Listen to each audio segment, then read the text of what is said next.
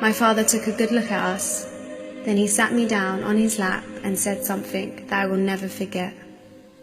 He looked at me straight in my eyes and said, "Hannah, everything that God made valuable in this world is covered and hard to get to. Where do you find diamonds? Deep down in the ground, covered and protected. Where do you find pearls?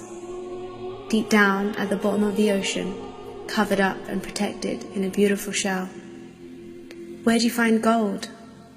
Way down in the mine, covered with layers and layers of rock. You've got to work hard to get them." He then looked at me with serious eyes. "Your body is sacred. You are far more precious than diamonds and pearls, and you should be covered too." So today I want to speak on raising a daughter, and I want to give you 3 good tips that you can go and apply within yourself, and then go ahead and go apply within your family. I'm not gonna act like I know it all. I got it all figured out. But I do my research, and I analyze things for what they are in real time. And I think that one good tip, and this is rule number 1, is you gotta protect their mind.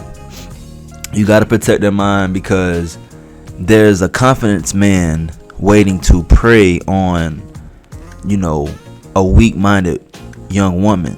And when I say pray, I mean just, give them things that their father was unable to give them, and just turn that wheel a bit more in their favor as far as what they're being used for, and what their value really is. I say we got to protect the mind, because the mind is way more valuable than actually having sex with the young woman.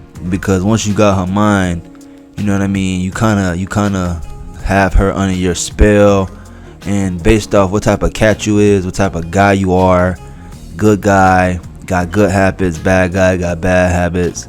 Your habits ultimately create your life. And so you want your daughter with a queen, you want your daughter with a queen mentality. You want your daughter to not be so easily accessible to even conversate with. You know what I mean? To even let alone touch. A lot of women like to flip it, and they use it to their advantage. You know what I'm saying? And they actually utilize what God gave them to get their money. You know what I'm saying? And I feel like this is a lot more a smarter way. Do I think it's right? It is what it is. It's not my body. But I do think that is a smarter way than to just give it away for free. But we're not going to get into that. I just wanted to speak on that just for a little bit, and I wanted to say that we have to protect the mind. Like Muhammad Ali said to his daughter, as far as, all the most valuable things are protected under dirt and darkness. You know what I mean? So let's go to lesson number 2. A lot of times you see parents drinking with their kids and smoking with their kids, and although there is a friend camaraderie that is being built, this is the correct way to raise your kids, because they're gonna think everything is fine. I'm not saying that you have to be strict on her and police your kids to where they grow to hate you or resent you, or appear that everything is fine, but when you sleep at night they're crawling out the window, or they're saying they going to church, choir or whatever after school, and they really going to do things that they really don't have to, because they want to feel some type of excitement, they want to feel some type of joy, they want to push the gas down to the floor and really see what that feel like, that type of speed is like. So being a parent and being a friend is number 2. You must choose between the two. A lot of people baby their kids, and in return they are putting them almost in a wheelchair, making them handicapped. I believe being a parent and being a friend is oil and vinegar. They don't mix. You can't be a parent and a friend. I think you could be a cool parent. I think you could be a cool parent and apply your laws and principles and create a program that your kids subscribe to or your daughter subscribe to. You know what I'm saying? Hold her to the highest level of royalty in your eyes. You know, if you didn't have a mama, you had a bad experience with women, don't push that on your daughter. Don't push that to the next generation.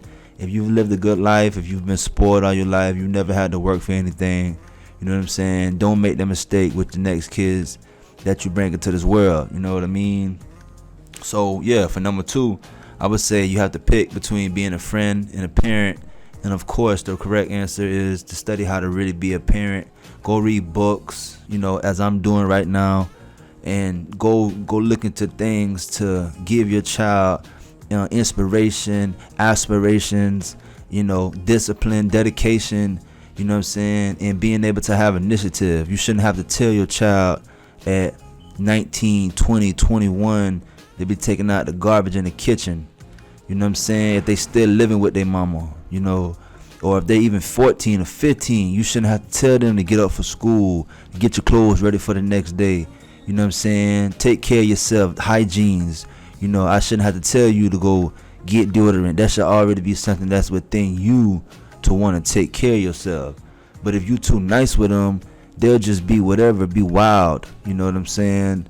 And you don't want to cast pearls onto swine. And you don't want your children to get a swine mentality to where everything is accessible, everything is green lights, there's no boundaries, there's no lines. And that's what I've learned because, you know, I was once a kid and I saw how my friends moved, and I saw the moves they made and the moves that I made and the thinking and the plotting, the strategy that was utilized in order to execute, you know, the campaign ahead, the objective ahead. So yeah, man, that's what I want to say for number 2 is to be a parent over a friend.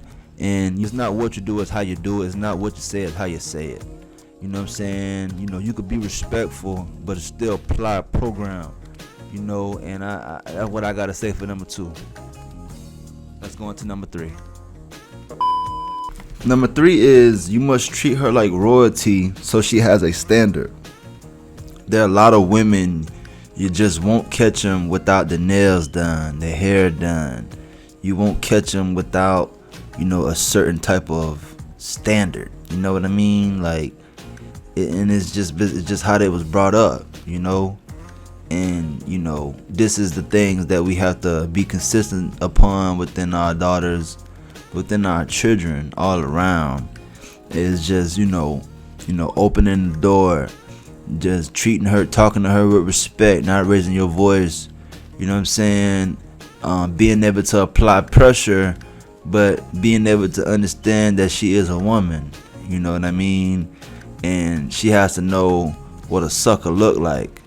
You know what I mean? So you have to be able to be the opposite of that, so she can be able to know, like, this ain't right, this don't feel right, this ain't what I'm used to. You know what I mean? Money don't make you real. Just giving her money and spoiling her don't make you a real father. You know what I mean? You gotta really like, you know, really show her the game, really show her, tell her, talk to her, point out examples, sit down. History is the best example. History is the best teacher. You know what I'm saying? That's the greatest philosophy that we can go back and study. You know what I mean? So that's what I had to say for number 3. It's real short, sweet, and simple. Is to treat her like royalty, treat her like a queen, and everything will be smooth, everything will be fine. If this is for the dads that are about to have daughters, or you have a daughter and you wanted some good game, you came to the right place, man. You know what I'm saying? That's all I got for you guys today. I appreciate everybody tapping in. Make sure you like, comment, subscribe. Let me know what you think. Show some love, and I'm gonna give it right back, man. One love. I appreciate y'all.